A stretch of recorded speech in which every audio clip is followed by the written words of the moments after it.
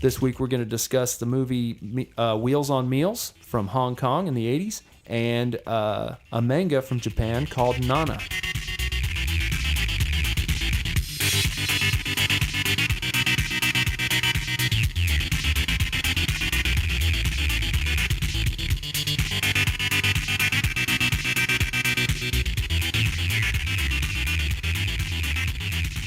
Hey everybody, welcome to New to You Show. This is the second episode, the second part in our series or our theme of guilty pleasures. So last week we brought you The Tudors, which was a pick from Mary, and one of Keith's picks, Goldie Lookin' Chain, which is a band from 2000. The Tudors is a show from Showtime from later 2007 to 2010. So this week I've got a pick and Keith's got a pick. And so we'll get into those. Before we do, I'm John Holt, one of your hosts. With me this week is Keith Allen Vincent the First. And also with me, Mary Varn, the only. The only. I like the that. lonely. Only the lonely. I'm See not that? lonely with you guys around there. Aw. That Roy Orbison, my grandma used to wear those same glasses, and I always looked at the Travelers, like Traveling Wilbury album, and like, I'm so tired of being lonely. Yep. He looked just like my grandmother did at the time. Same haircut, same eyeglasses, Well, everything.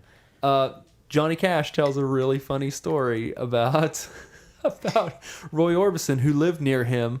And one day they were just talking, and Roy Orbison says, "Hey, man, you know what was cool? The way the founding fathers used to wear their hair, and it'd be long, and they'd tie it in a ribbon in the back." And he says, "Johnny, we should do that." And Johnny Cash is like, "Sure thing, buddy." And then later on, you know, they don't see each other for a long time, and sadly, Roy Orbison dies. And Johnny Cash went to his funeral, and he's like, "I'll be darned. He grew his hair like that." To look like a founding father.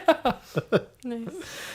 Pretty One of fantastic. many awesome Roy Orbison stories. Well, that story might have been new to some of our listeners. What was Maybe. new to you this week, Keith? Well, it's not exactly new to me this week. I've been listening to him for a little while, but I've been really getting into them this week. But there's a band called the Generationals that I've just been really bopping to lately. I've been playing the whole record a lot.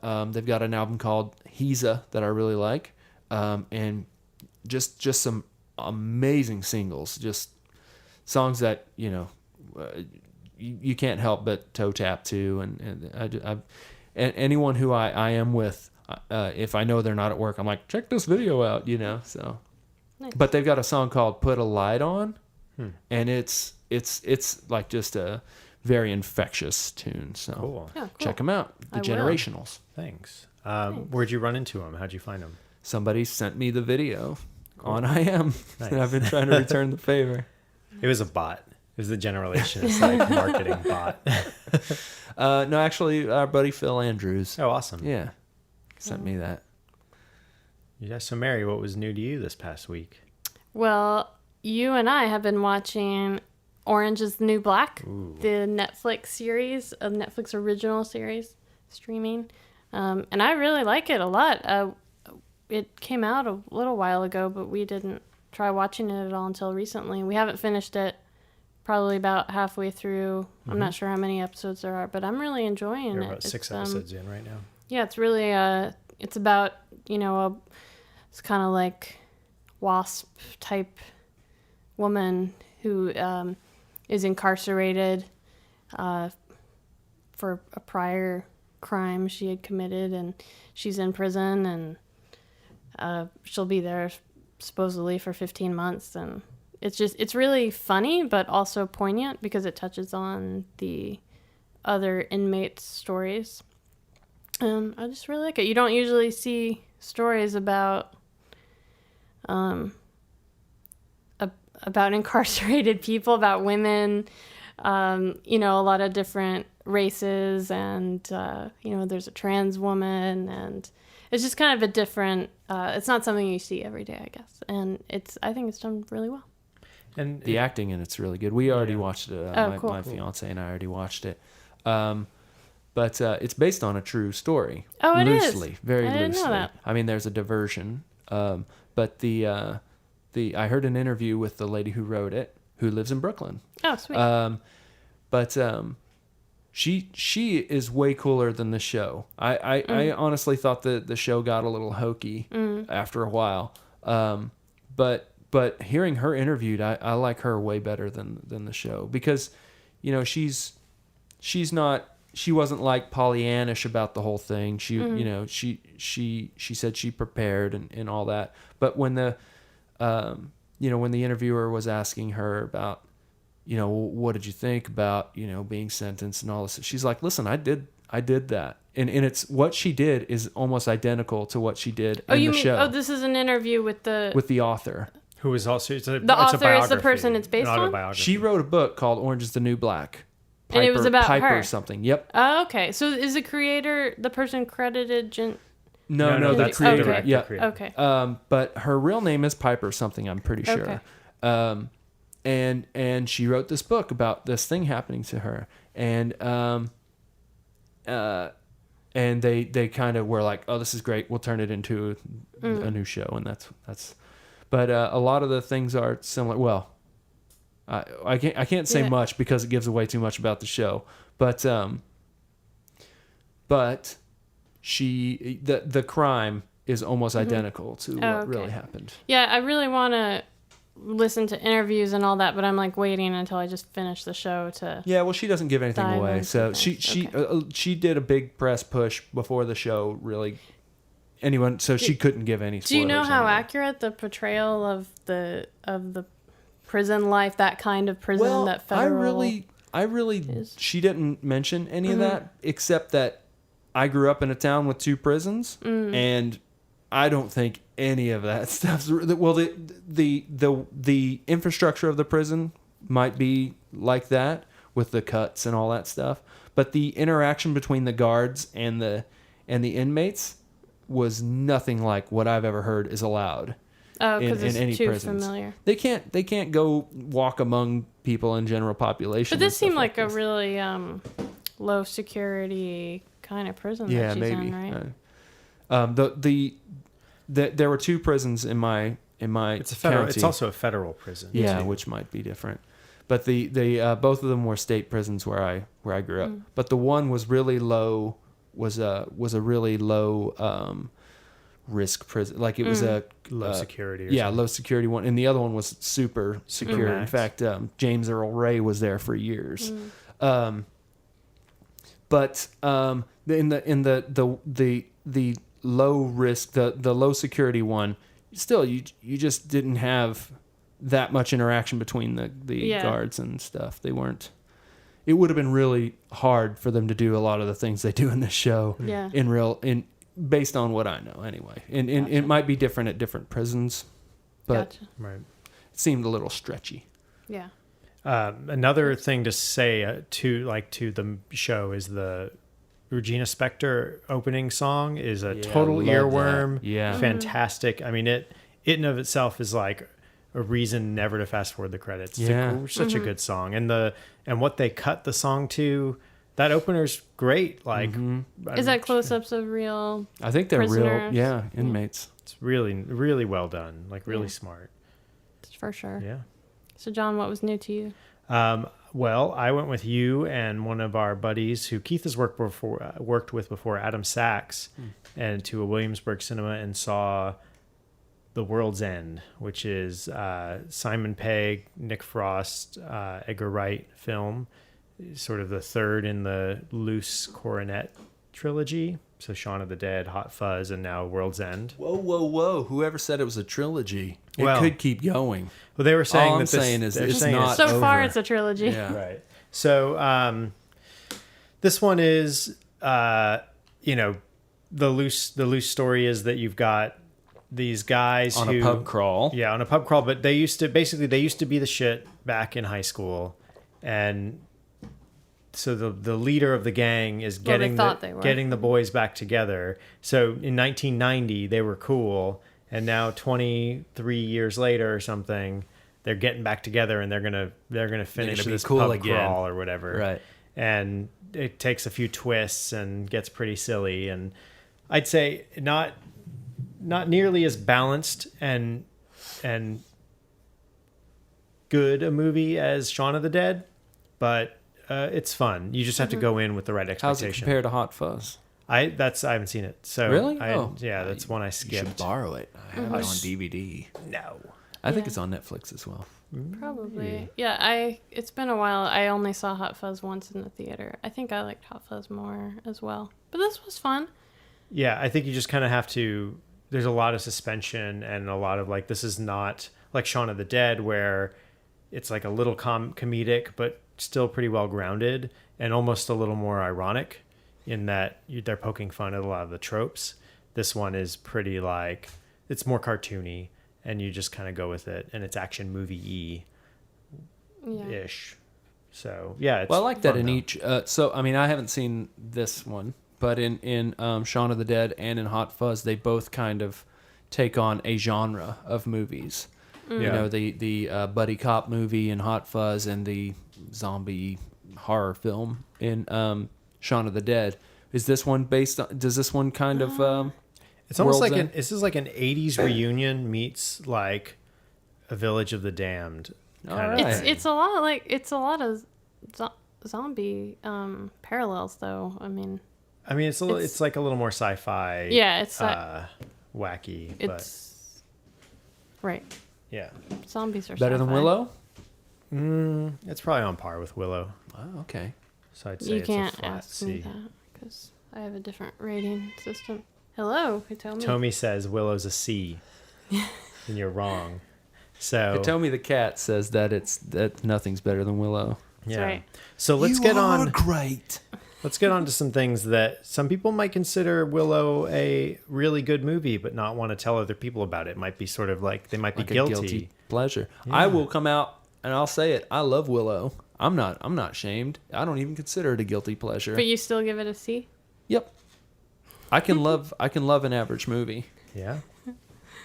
Not an Alright. average woman though. Nope. She has to be a 7.8. Anyway, C+. so this week, as last week, we were talking about guilty pleasures. Yeah. And this week we've got two fun guilty pleasures, and I'm gonna start it off with mine this week. All right.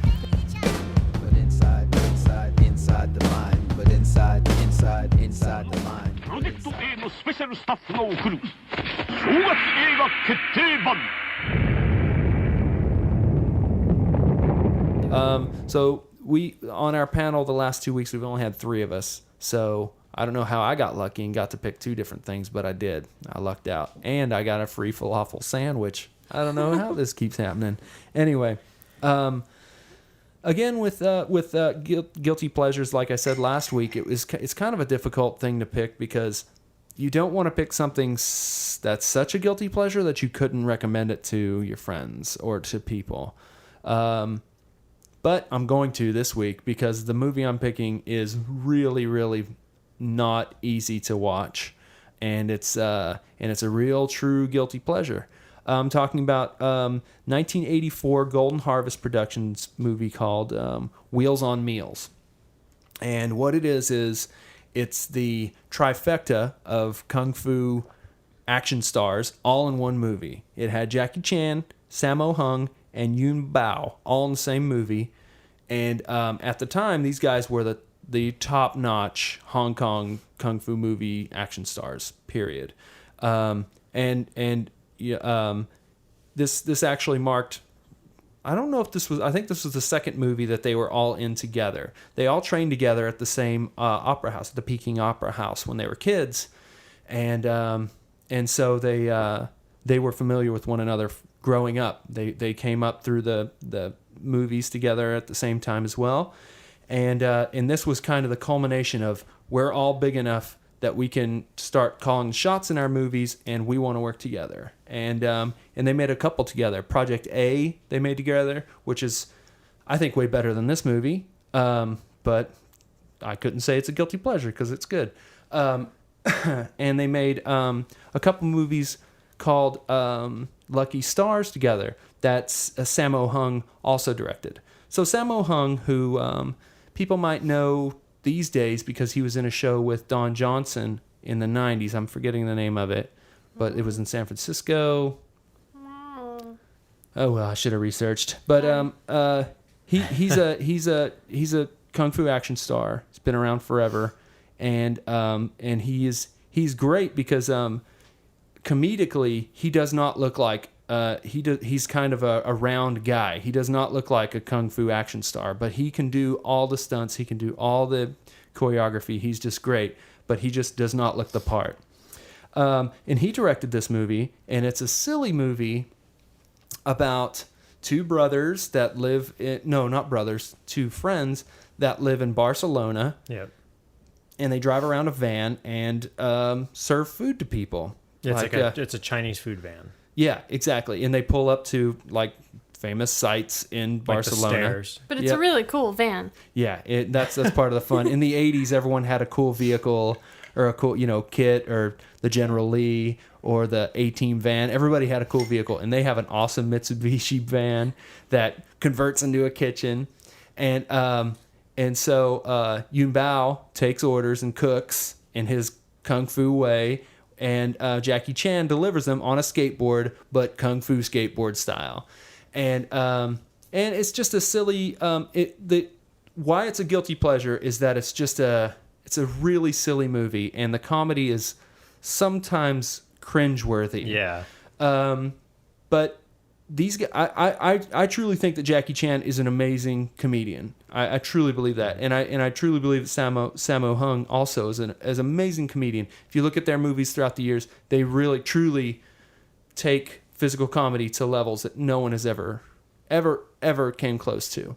But at the same time, they also do some really just like hokey stuff, kid stuff, and this movie's full of it. And then it takes about a third of the movie before the plot actually starts. Yeah. And they have to help this damsel in distress kind of lady. But the plot is pretty much like it's your standard like, hey, find this woman. Oh, hey, this woman's running. We're gonna save her. Oh, hey, she's royalty, and her such and such thing is happening. Well, we all have a crush on her too, Yeah. and all that. It's just kind of like there's the story and plot are completely secondary. It doesn't really matter.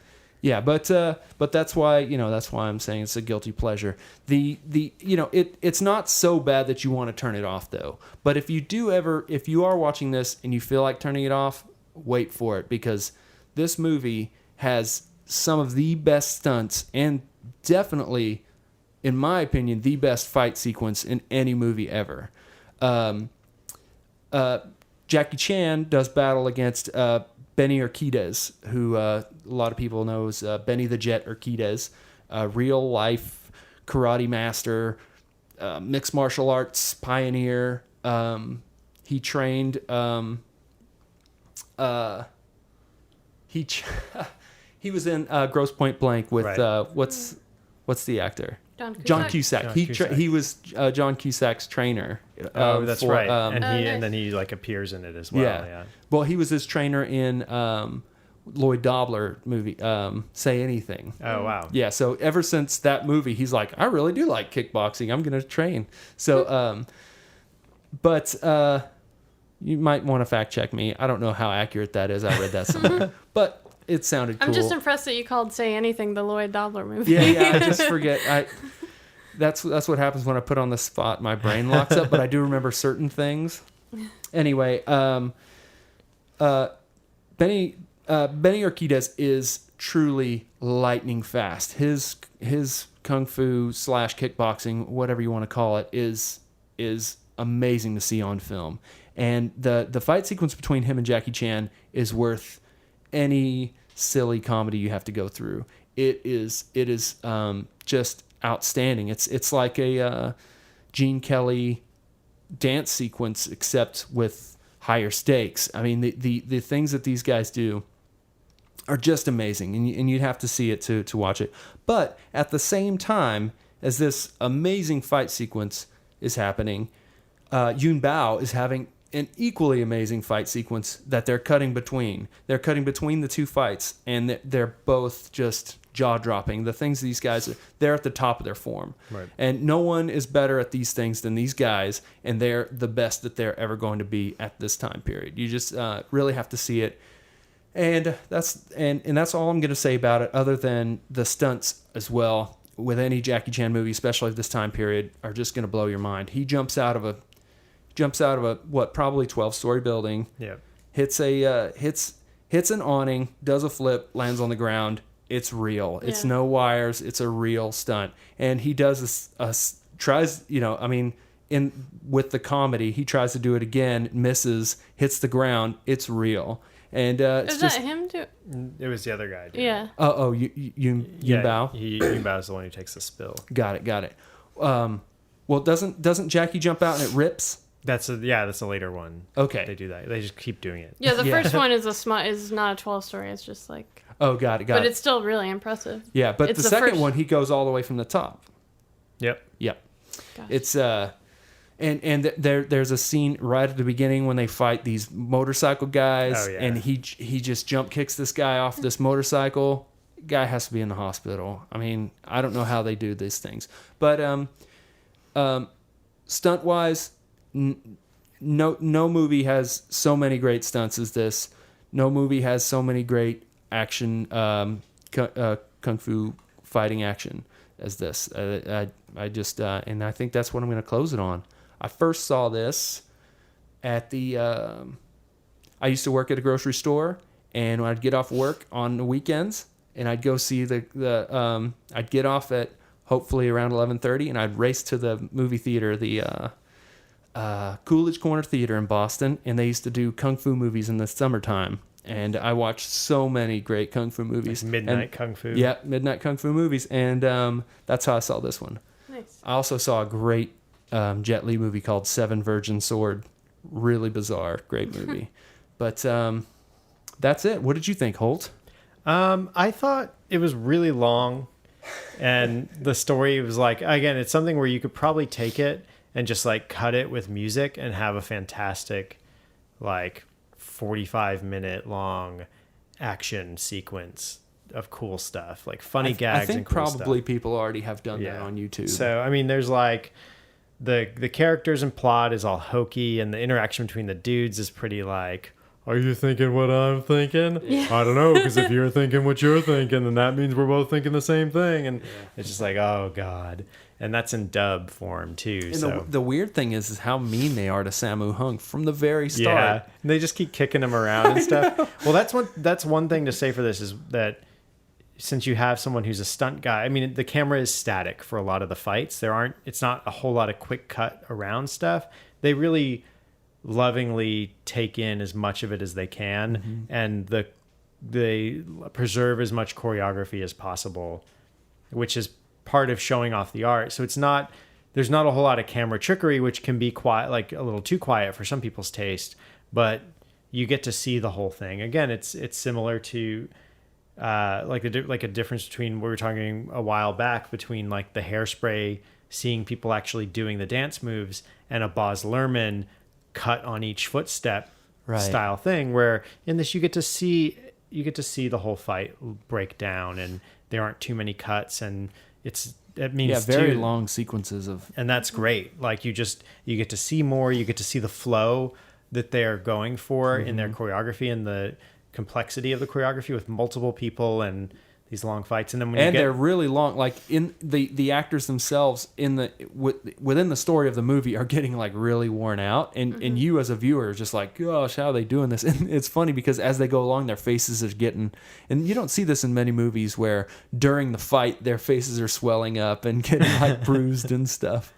But what one of the amazing things is they have these amazing athletes doing these things, but they still do work in comedy. Like during that fight sequence, there's a lot of really weird, funny stuff. Like just the way that he'll move and fake a punch, but it's just very get some Three Stooges stuff in Yeah, there. one of the standout moments is Jackie Chan kind of does these like, "Oh, can't get Yeah, me." yeah, "Oh, yeah, can't get me," where he exactly. kind of Fake- puts his face fake out. outs. And the third one, Benny just like, bam, gets him right in the face, and he just flips back, and his face is all bloody and messed up. So it's just a really great sort of like the cocky hero kind of getting, sticking his neck out a little too far and getting his. And there's cute moments like that you won't get in a very serious kung fu thing.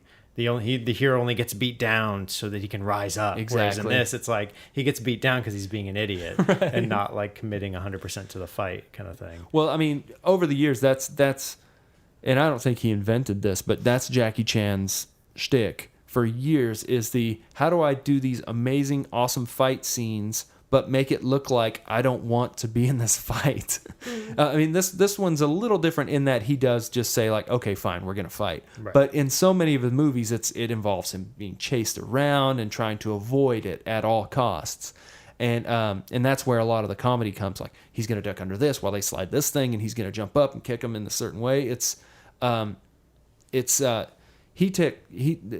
stuff that the choreography style that he brought to this is it completely changed the way we see fight sequences in all movies now. The stuff that these guys were exploring in the late 70s, early 80s. What was it, 1984, this movie came out. Right. And to watch these fight sequences and know that this was the same time, what was out in 84? Like, movie-wise, that would have been a Rocky, Chuck Norris movies, which really, that if you watch their American Ninja, which is great, but man, the choreography is terrible. I could have definitely done an American Ninja guilty pleasure. I've even seen that recently. But what did you think, Mary? Well, I have to admit, I didn't finish it because I was cramming for this podcast a little bit. But That's okay. I want to, because I didn't get to all the really cool fight scene stuff. So, how long is it? it's like an hour and a half or 2 hours. Well, that's normal movie No, time. no. It's normal movie time, but it feels Really? longer. Yeah. It's Well, really long. I kind of had it on while I was working today, but I thought that didn't go as well as I thought it could, because I couldn't really, because it's subtitled, of course, so Sure. I really have to like watch it, and so I couldn't really work, so I couldn't really watch very much of it after all. But it is really cartoony and hokey, but it's kind of funny to me. I mean, just them in Barcelona, and they have their food truck, and then there's the wall of the prostitutes, and it's just all sort of like funny and Yeah, they're very hokey. innocent, too, Right, yeah. right. It's just treated in this really weird way. I mean, the girl, that's like the daughter of. Oh no, she's the she's the daughter of his dad's girlfriend or something, Yeah. and but just the way they treat her is super hokey, and I don't know what happens with her character, so I guess I'll find out. But she's yeah, but yeah, I mean, Jackie Chan is just super. I wish there were more of him now, like newer versions of him. Yeah, that's true. Well, they just don't make movies that are that lighthearted now Well, when it comes to these kinds of... and I don't mean I think necessarily. Crouching Tiger, Hidden Dragon kind of blew the But I let wish the air out of the But I room wish with there those were types of more things. like Up and coming actors young. who are talented in martial arts like that, or something else that is entertaining. I mean, it's hard to beat martial arts, but some other action, Like a The vaudeville Rock, acrobat. Mary, The Rock. That's But true. he's not Yeah, and he is charismatic. I mean, he's like a vaudeville WWF wrestler. But no, you need like a vaudeville new- wrestler guy. You need a what? Like a vaudeville wrestler. Well, I mean, Jackie Chan and those guys, they trained at the Peking Opera House. And I don't know how many years they're there, but they're there for years learning tumbling, learning different styles of kung fu, Oh, cool. learning all kinds of theatrics. Being fed the weakest. Well, I mean, there was a documentary about this, and Jackie, Samo, and Yuen Baio are all in it, and they give their 2 cents about the specific, like, the specific Peking Opera House, and the things they said made it sound ridiculous. Apparently, they you weren't allowed to go to the bathroom before 2 in the afternoon because the idea was that you would sweat all of your liquid out. So if you had to pee, you weren't working hard enough. You're supposed to sweat out all your liquid. I mean, that's just some of the things that they would say. But, you know, I mean, it paid off for those guys. Yeah. Sort. I mean, I like a good action movie if it's done really well, but I think I appreciate more really good fighting scenes. Yeah. You know, like these guys can do way more than I appreciate Michael Bay style cutting of Transformers Yeah. fighting each other. Where you can't tell what's a head and what's a foot. Exactly, yeah. Right. There's still great choreography going on. There are actually some really interesting, lots and lots of interesting martial arts movies. In fact, it wasn't. I mean, it's definitely a guilty pleasure in a different way. But this movie, The Man with the Iron Fists, that the RZA, who actually brought up the Wu-Tang Clan last week, he was a founding member of the Wu-Tang Clan. He made this movie. It was produced by Quentin Tarantino, called The Man with the Iron Fists. And it's got some really bizarre, interesting fight scenes in it, and it really feels like an old throwback like that. But it's definitely more brooding. It's a lot more like an anime than anything else.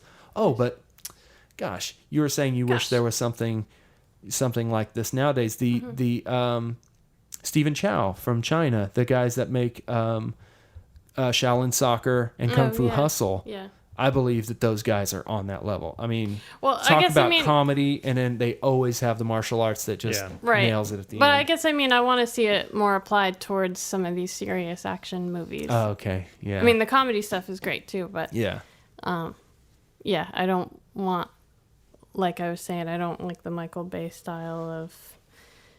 Well, they did start. Jackie Chan came over, early '90s. With Rumble in the Bronx, and since that movie, they really tried to amp it up on the fight scenes here for a lot of serious movies. I'm trying to think of some that came out in response, but I mean, just Jackie Chan coming to the scene killed so many careers. Like, oh really? yeah. So right away, Steven Seagal movies just look hokey. Even though he's a totally different kind of martial arts, and I still love Steven Seagal movies, but suddenly all of his movies are straight to video. They started straight to video, but then they were doing big releases, and then it's like, nope, straight to video for you now. Oh, wow. And Jean-Claude Van Damme, same thing. Yeah. Like, as soon as Jackie Chan shows people, like, holy crap, look, you can watch this. You can be, You can watch this, or you can watch Jean-Claude Van Damme do the splits. No contest. You know. Something else in this movie too, there's this whole weird thing where there's like one of their dads is in an insane asylum. Yeah. And the only reason I think they did that is for the laughs. Did they come back to that? Is that important? Like one other time. But really they're just let's make fun of crazy people. It really is like, this guy's ticking his head back and forth. He thinks he's a clock. Ha. Yeah, it was very they did want to get the relationship between the dad and the mother of the lady too. Right. The damsel in distress, who's turns out to not be really much in distress. She really takes care of business. But the character, the female character that starts these characters into a fighting scenario, she's the daughter of the lady who's the girlfriend of the guy's dad, and they're all in an insane asylum. And I think that they just wanted to nail that relationship. I don't know, but yeah, a lot of that could have been. Yeah, they didn't need any of that. But it was just, it's like, it's a little bit cringeworthy, like, to have come off of shows where they're like, you have to be very sensitive about how you treat like the mentally ill or whatever. And you walk into this one and it's like, like a guy with like a pail and a sand thing and like a paperclip necklace being like, oh, you're stupid. I'm going to leave this beach. That was the 80s. I mean, what was the movie with Dudley Moore where he goes into an insane asylum? And what was the movie with Michael Gung-Ho, the guy from Gung-Ho, Beetlejuice? Michael Keaton goes to... That was in the, I think that came out in 88 or something, like The Dream Team it's called. And in the movie was called The Crazy People with Dudley Moore, and they played the same kind of jokes. It's Right. like you're in an insane asylum. But those were more like parodies of One Flew Over the Cuckoo's Nest, whereas Yeah. this was like, let's just kind of like have silly stuff and and just have a reason to have people being stupid, like, and trivialize this stuff. But yeah, I don't know. So would you put this movie, like, would you be ashamed to like say that this is a favorite kind of thing, or No, not at all. What I would say is, hey, if you like martial arts or if you like Jackie Chan, then you should watch this movie. And just know that, it's plot-wise, it's got not a lot going for it, but it's got some of the best action you'll ever see. That's what I would say to anybody. And, and they could come back and be mad at me, I guess. But, I think people can do that anyway. All right. Even if it's something I claim to love. All right. So Meals on Wheels, Wheels on Meals used to be on Netflix, but it's not anymore right now. Yeah. So we can't recommend this. It used to be on YouTube, but it's not anymore. Oh, okay. So it's on that. Well, we searched for it. We found it on YouTube one night. We were having trouble playing it on our Xbox, and the next day we looked for it, and we couldn't find it anymore. You can probably rent it on one of the digital channels. You can probably buy it on DVD. You can watch clips of it and the trailer on YouTube, so you can get a sense of it. The annoying thing is on Netflix, I don't even think the disc is available anymore. Oh, wow. Yeah, it just wasn't there. Maybe you can go see it at the Coolidge Corner at midnight Yeah. on Fridays. So you should find it, though, and check it out. I think it's a good one, Keith. Thanks. Golden Harvest made it. They're famous for all their, they did a bunch of Bruce Lee movies and a lot of the good classics.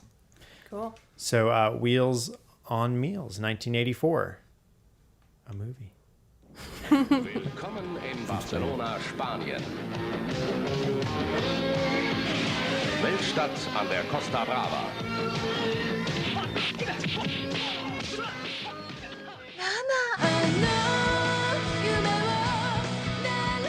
夢を歌うナナと夢に恋するナナ、そんな二人の夢のような共同生活が始まる。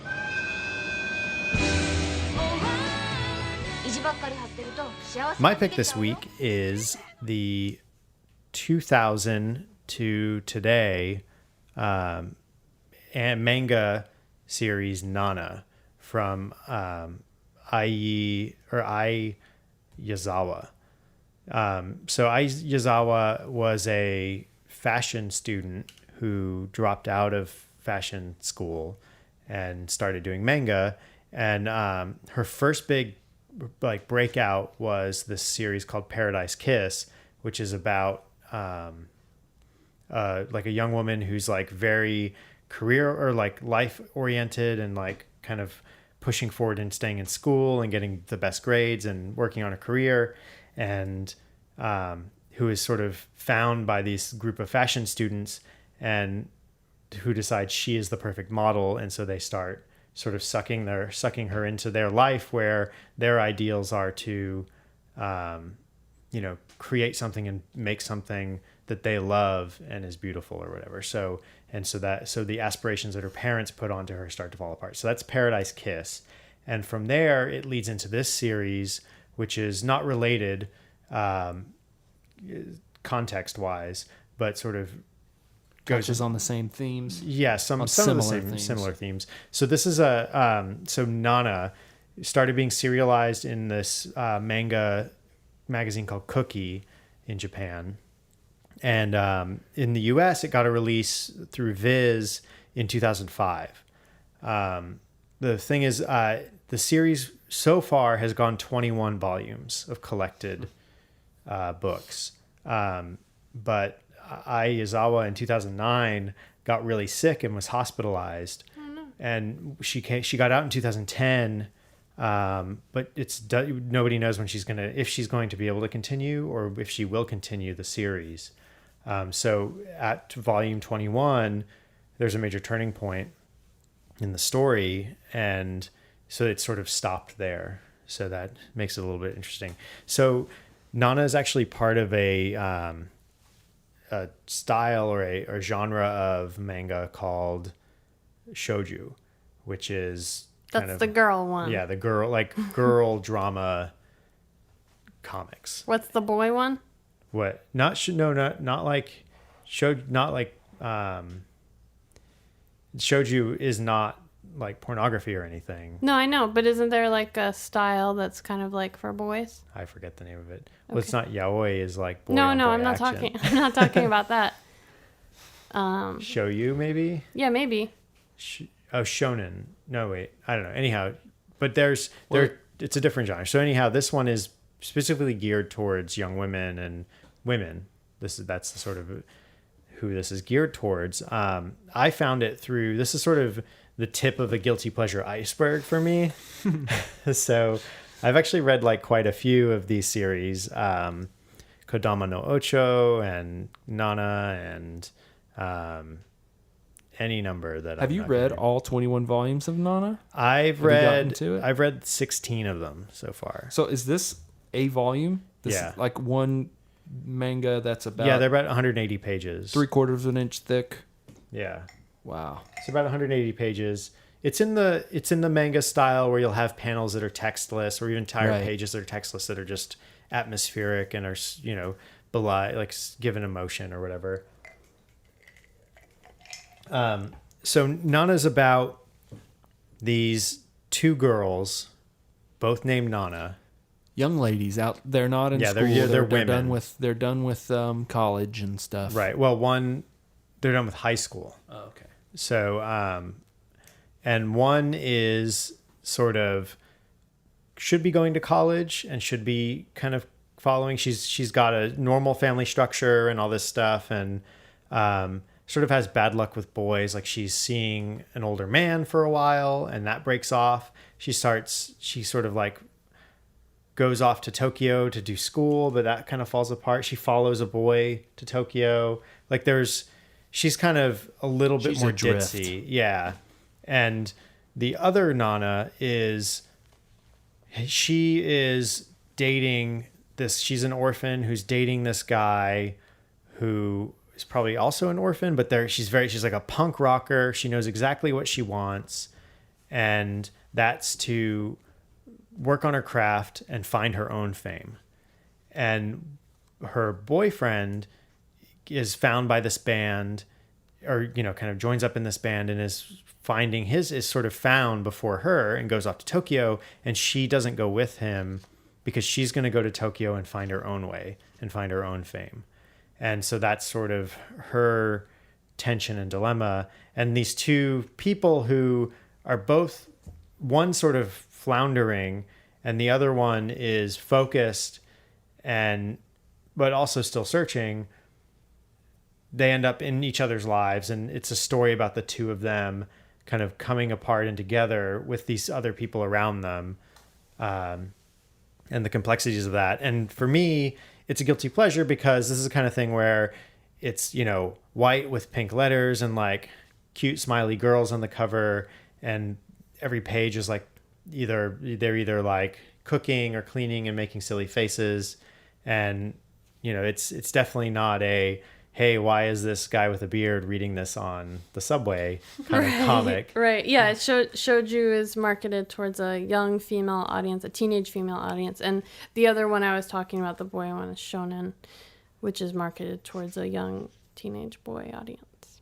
All right. So, yeah, I'd say Do you feel guilty that you're reading this? A little bit. I mean, or the thing is, the other thing to know about Nana is like I would recommend it. Mm-hmm. And I think it's really good. It's just the sort of thing where I think the guilty part is the barrier. First off, someone would have to go to me and say, hey, I want to read something with good emotional storytelling. And I'd have to know their tastes a little bit. Like if I'm going to recommend this, it's going to be a specific recommendation to someone where, you would have to know what they like already. And know at that moment what they're looking for too, a little bit. So the only guilty part of it is because of the marketing? No, I also feel uncomfortable when I read it on the subway. Is the other Right, part. because it's pink and Right, but it's also like the subject matter. It's something that you would have to know about it to, like, I guess that's one of those like you shouldn't worry what other people think kind of thing. But you're getting looks, and I'm self-conscious when I'm reading it, or if I had it on my desk at work, I would get ribbed or whatever for having like ha ha ha, what is this? And it would take some explanation, and nobody really would care at the end of the day. But it's something that I would be, a little bashful initially, sort of trying to I describe read it. it on the subway this morning. I was a little embarrassed. So there you go. And you're a girl. Yeah. I am. So I'm a woman. I'm yeah. not a girl. But you might take note This too, is though, for a that girl. Nana is extremely successful. Is it successful among more than just its target audience? It sold 43 million copies, or something like that, million copies. But are those all? Do you know, like, in Tokyo, would you find men reading this on the subway? I don't know. I mean, it's maybe, I don't know. I don't know I do not know. I know that if you go to Barnes & Noble... But you were in Tokyo. Did you see that when you were in Tokyo? I didn't. If you go... I think they read manga on their phones now, too, which is sort of interesting. But if you go to Barnes & Noble after 3 o'clock in the afternoon, you might find young ladies reading I was there just this. today. Well, I was at Barnes & Noble right at the time when all the kids were They getting... probably and just it's lay... like they lay in the the aisles first and or read second day of these. school, and everyone goes straight to... Yep. Yeah. I mean, that's the thing. That's what it's actually the market in the US for manga are young women, because they're the ones who read the most. And that's why you'll find some action manga, but for the most part, it's ones that have especially a strong sort of female oriented story those are the ones that are going to sell. My fiance has 2 nieces, and they really love manga, and this style is right there too. So, and this just keeping it real with the young folks. Yeah. Yeah. I would recommend Nana. It's smart in terms of the characters that it brings up. It has some tropes that are pretty classic, with like the sort of ditzy girl and the like hard girl, and those two worlds sort of like meshing in silly ways. But what it kind of does is it spends a long time with these characters and develops a world around them and develops them and goes down a few paths. And it's a little, it's like any manga, it's sort of soap opera-y, but it's good. Taking us back, you like a lot of these kind of character rich, long going series, right? Like, what was the anime that you watched? Is it Azamanga Deo? That one's more like panel. What's his and her circumstance? Oh, Carrie right? Kano. Yeah, his and her circumstances. That went on for a really long time, and it was kind of like that as well, correct? It was another one that ran, I think it was finite. It was maybe like 19 or 20, maybe 21 volumes. No, to what about completion. what about the show? Didn't you watch The show? The show was a weird one because it ran 26 episodes, I believe, but it didn't finish. It budgetarily it caught up with the.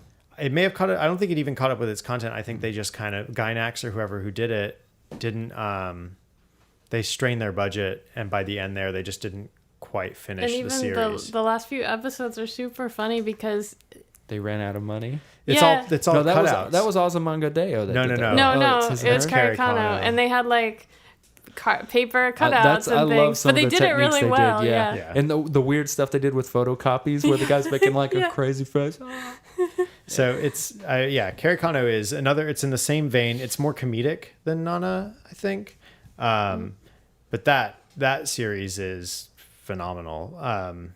Definitely worth reading the manga for that and watching the anime as well. Nana really has a. Oh, I'm talking about Carrie Kano. So Azumanga Daioh should watch too. But Nana Nana does have. There are 2 movies, and there is an anime series. Yeah. Let me ask you this: you read the Hunger Games, Yeah. as did I. And a common criticism of the Hunger Games is that the main character, Katniss, it's written in first person, is super annoying. She's this really annoying young woman who can't decide between, what guy does she like and all this. The first Nana, the Nana who is not the punk one, but the one who... They eventually start calling her Hachi. That's that's A little not puppy dog. Yeah, Nana's like punk rock Nana's nickname for blonde ditzy Nana is Hachi because she's like a little puppy. So that sort of... Yeah, so, that's how isn't she super annoying? Yeah, I think she's annoying, but she's... like Katniss is annoying because she's supposed to... I think the concern there is she's supposed to be more like hardcore Nana, where she may have her like levels of indecision and self-doubt, but she has certain things that she expects of herself and she's going to go for it. And she's galvanized and she doesn't have that foil. Like, this is sort of like, maybe this is one character split in half sort of thing, but it's almost refreshing to have that character who has the turmoil and what seems like an unlucky life, and all this self-doubt and just like crippling issues and no direction, that's one character and that's okay. And she's balanced against this other character who is cool and aloof and focused and sometimes lost, but they need each other. But how do you end up sympathizing at all with the Hachi one, the one that... Because at a certain point, again, like the the Hunger Games Katniss character is supposed to be like, half of her dialogue is, I don't know which boy to pick, but That's what Nana's is. But the other half of her dialogue is, we're all going to starve. If I don't do what I have to do, they're all going to die. So if it's sort of like those two things don't jive. Mm-hmm. When you have a character who is all like, I really want to be happy. I really want to figure out life. And maybe it's with this guy. Oh my God, this is the worst idea I've ever had. I'm going to try it with this guy. This is not working out. Oh man, I just want to be happy. Her life, you feel sympathy for her because she's trying things out and making poor decisions along the way because she doesn't know what she wants or needs or what like life needs her to do. And there's times where she does have to figure out, like, she has to go get a job, but she's a complete innocent and she doesn't know how to do that. Whereas your Katniss character has expectations and is given, she's supposed to have all the tools she needs so that these extra thoughts of boys or whatever and the way she deals with them are the antithesis of the rest of her character. It's two disparate. Yeah, I see what you mean worldviews. about the comparisons. For myself, I think I would have trouble getting into, especially 21 versions worth. Yeah, but I guess at the same one. time, that we know people like Nana, like the puppy dog Nana, whatever her name is. In that, you and I have met people who you're just like, I wish they'd just get it together and realize, just don't take life so serious. Whatever Right. advice you want to give that person. Right. That's kind of how you feel about this. And I think, so I want to say a couple things. The art style is really odd. I really love what the artist does with the bodies and stuff. Do you like how long their arms are? Yeah, I really like, just the clothing, the way, the drapery and the patterns and things. But man, the heads seem so weirdly like popped on there. That's why I think it's important to kind of note her sort of fashion school background. And it is a certain style that she's doing. And yes, the heads are these little tiny things that are almost like detail baubles on top of I highly don't mind the fashioned proportions. bodies. I think that's kind of neat. The way she does these weird kind of anti-atomically correct shoulders are kind of neat. But it's just that the heads seem a little. Amateurish is a mean thing to say because this person obviously is better at drawing than me because they've been doing this for years. But it just seems almost like a little high schooler did. Some of the things where, in art school when they're like, draw the whole drawing, don't draw like this one part. And then because then you look at the drawing when you're done, you're like, ooh, that doesn't all go together. But that's one thing I'd say about the art. But man, I really love the styling other than the weird heads. Mm-hmm. And I feel like it's only just with some of the characters. Like the blonde Nana doesn't ever seem to have that problem. But sometimes I think, yeah, like it's also a matter of some level of maturity comes with knowing how to distinguish characters and have even the smallest characters seem unique and whole unto themselves. And that's probably part of the issue, is that her main characters are well developed and well stylized. And it's not till later that she becomes adept enough to really give her side characters enough love and treatment that they become stylistically whole. That's neat. So, but so you said you've read up to about 16, volume 16. You said so about 5 shy of where. What does there ever become a through story other than these two people's relationship? Does there ever become like an overarching kind of? Well, basically what you have is you have these two people who kind of come into each other's lives, and it's more like individual threads that flow through. And there occasionally there'll be a character who, like, Nana dated this guy for a while, and she, Hachi Nana, and she thought that the best way to sort of appease him is to basically, like, he's in college or whatever, she's not going to school, but she lives in his apartment, and she's basically acting like a wife. And so you have, imagine you're like a first year like a freshman in college, and you're coming home every night from school, and there's a woman there who is like cooking for you, cleaning for you, and sort of acting like a newlywed wife. It's a little like who you had just been dating a little bit briefly. And so pretty soon he ends up sort of meeting someone else through school and other stuff, and it's a different, more mature relationship, and he's drawn to that. And you follow that thread sometimes, like they go off to them, and there's other characters whose threads you follow here and there, because there are bands that they're in, and there are friends that they have, and those all get tied into their stories, and then they have their own stories as well. So there's sort of those, sometimes it's through the main character's lens, or they're sort of when this guy flows into view. But a lot of times, you might go off and spend time with this character, sometimes to give the viewer knowledge that sort of, when this character then goes back to the Nana and doesn't tell her about this stuff, you have a greater level of sympathy for that character, because you now know that their depths and what they're not saying when they're around the main characters. So, yeah. Cool. I don't know. So it's a guilty pleasure, though, because it is, 21 issues of some syrupy stuff. It's a lot. I mean, But it's I did a little research. It's a widely respected title. It's award-winning. Yeah. Very accomplished. It's not bubblegum.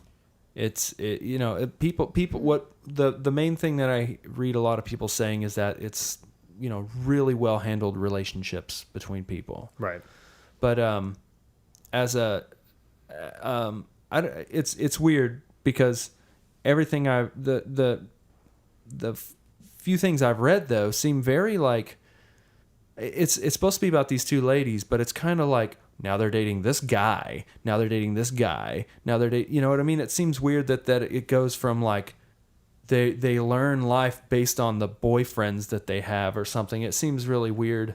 In that way, some of it's like just a little bit that I've read. So I'm yeah. not, I mean, I guess some of it's like life goals, where you have the one person thinks they're going to find happiness by being with someone, and that and that may fulfill itself or not fulfill itself, and the other person is trying to find happiness by there's someone that they want to be with, but they're on their own terms. But they're belaying that, they're holding that at arm's length until they can find what they think will fulfill them. And so it's more about, like, in any level of relationships, or people trying to find self-fulfillment, this one person trying to find fulfillment in other people, this other person trying to find her own fulfillment,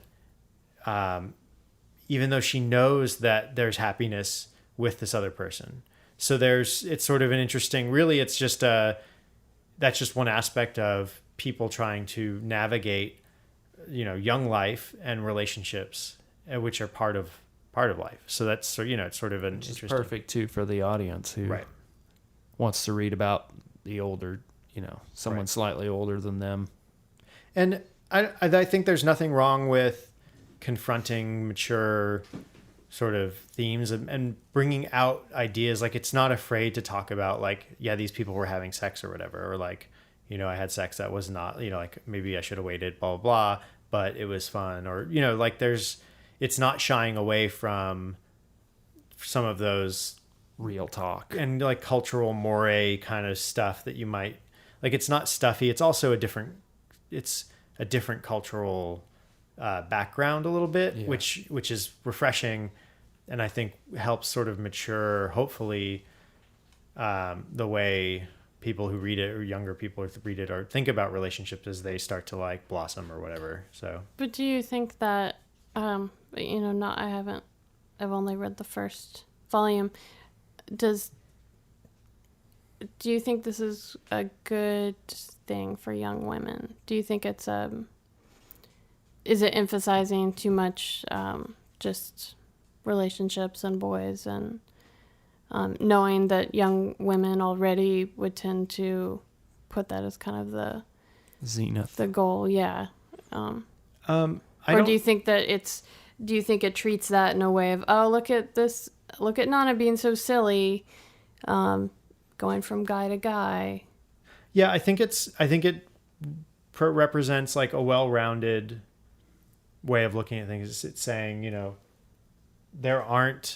saying that there aren't ways there's no easy answer to it, really. Like, there is no like pat way to treat a relationship.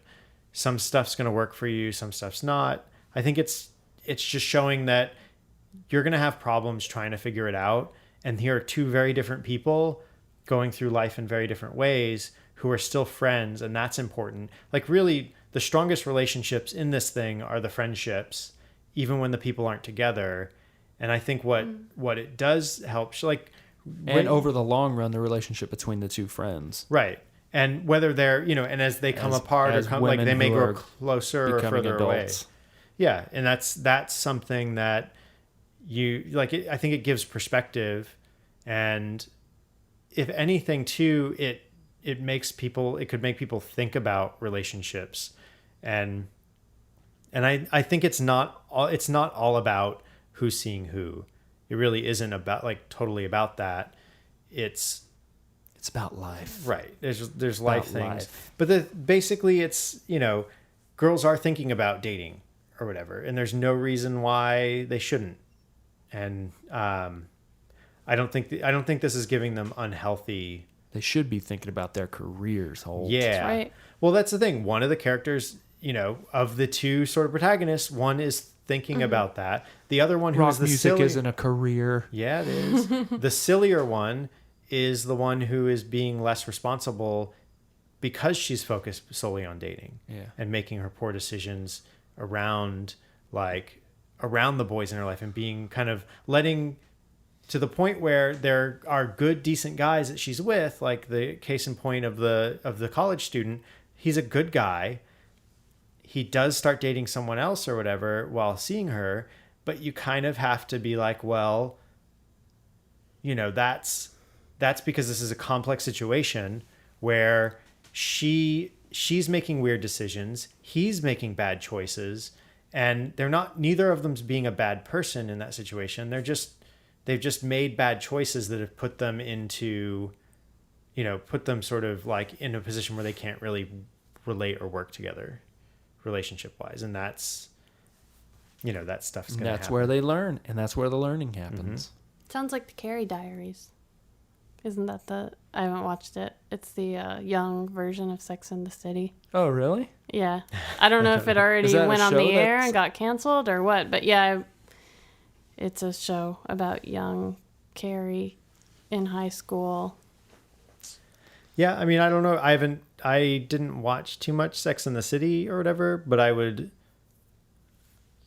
know that some of the themes and like stuff they talked about in that show were mature, but I don't know how flippant or like it seemed like it might even be a little more cartoony. This one's a little more melodramatic.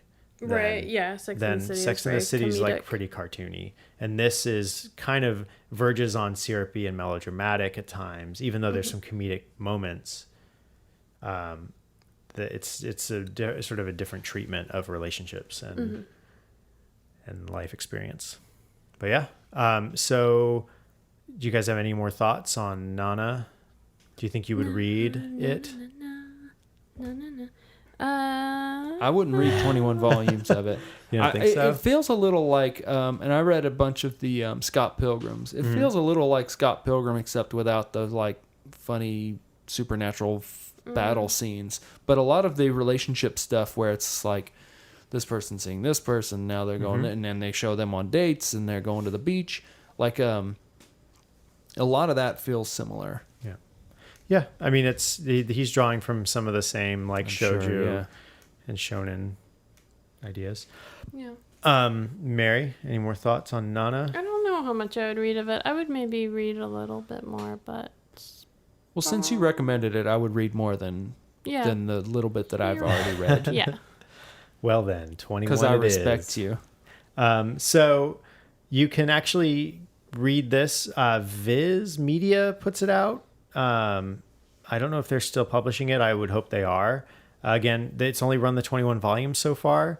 Hopefully she feels better and feels like finishing the series. If not, it actually kind of cuts off in an interesting way that's almost sort of meta to the whole situation of her being sick. So I would recommend reading it on the subway and feeling ashamed of reading it. Unless you're a young woman. Yeah. In which case, you could just read it. It's fine. You can buy these on Amazon, of course, hardcover and Barnes & Noble and all that stuff. I think they're also, because they're manga, if you have a Nook reader, I don't know for sure about Amazon's reader, but you can, on Viz's website, you can buy them as digital. Oh, like only for a Nook? Well, you can also buy them for Nook. I didn't do too much research into it. Since I have the hard copies, but I just kind of browsed through their site to see, other ways that they were offering it. But it looks like you can get all 21 volumes off of Viz's site for about half cover price, which is decent. Wow. That is. So yeah, and that's. And then you don't have to feel ashamed on the subway or the public transport of your choice. Until they start making e-ink covers for your Kindles that show what you're reading. Right. On the backside. Yeah, on the backside for advertisement. Sometimes I'm more ashamed of the ads that my Kindle shows when it's in sleep mode than I am. Me too. There was a Twilight ad on mine. Yeah. And I was like, oh, no, I am not reading Twilight. Person next to me, do not think that. Yeah, that's pretty rough. So Nana from 2000 till today, you should check it out. It's been translated into English through Viz from 2005 to today. Hugely successful. You can find the 2 live action adaptations. The second one was technically a sequel, even though they recast the main characters and had new locations and diverted the ending from the story that we have now. There is an anime which doesn't cover everything, but is supposed to be pretty decent. Usually a lot of the comedic stuff shows up more in the anime. You're recommending the book, the manga. I recommend the manga. I really think if you enjoy the style, the atmospheric style of illustration and shoujo stuff, it's a strong way to get into it. It's probably a good entry point as well for the genre.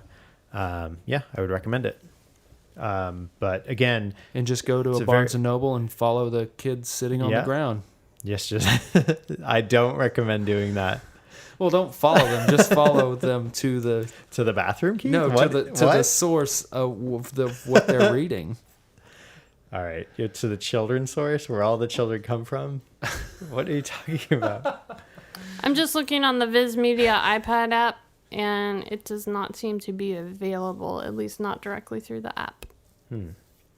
Well, find it however you can. It's very much a genre. Comic book shop. Yep, comic book shop for sure. It is very much a genre recommendation, though. So only Take it finger with in a the grain wound. of salt, Yeah, based on everything that Holt said. yeah, guilty pleasure.